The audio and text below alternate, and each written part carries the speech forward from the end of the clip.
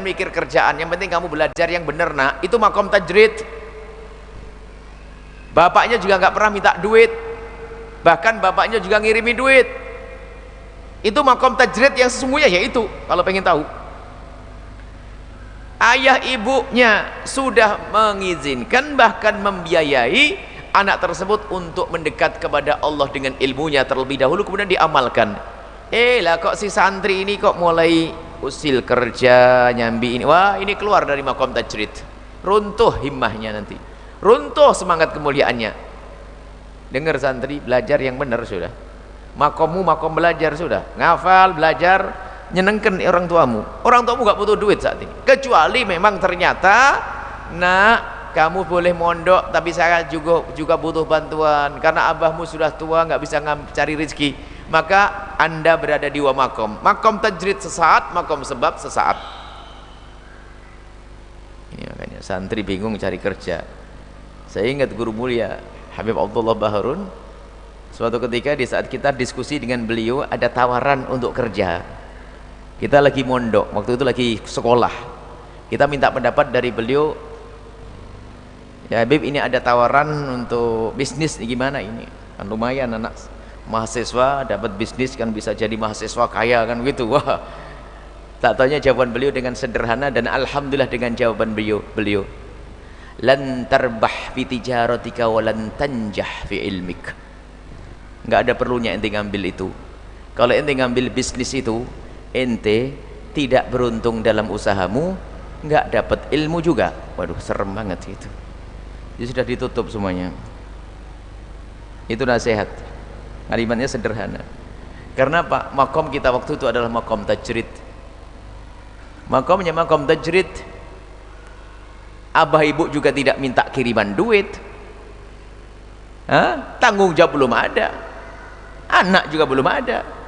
Mestinya belajar saja. Kalau sudah kita mulai usil dengan urusan dunia, maka keluar dari keinginan orang tuanya juga, keluar dari keinginan bapak ibunya, maka ini keluar dari makom yang sesungguhnya, keluar dari makom tajrid. Kalau sudah keluar dari makom tajrid, maka himmahnya bukan Allah lagi yang dicari nanti, akhirnya bisa berubah perlahan. Makanya hati-hati para santri, selagi engkau masih dicukupi, mikirlah untuk menuntut ilmu yang sesungguhnya.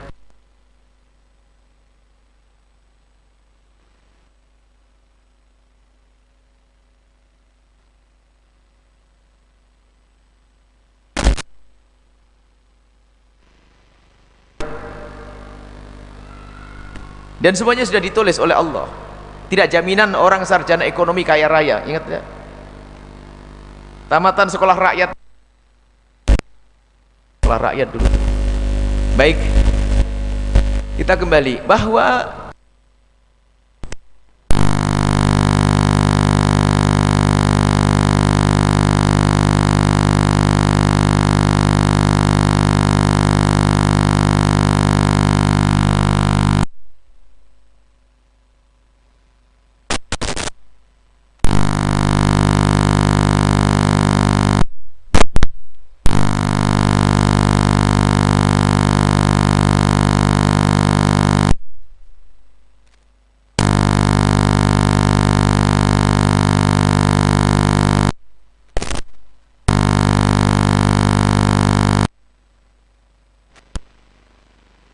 empat, lima, anaknya banyak, bekerja, dan Allah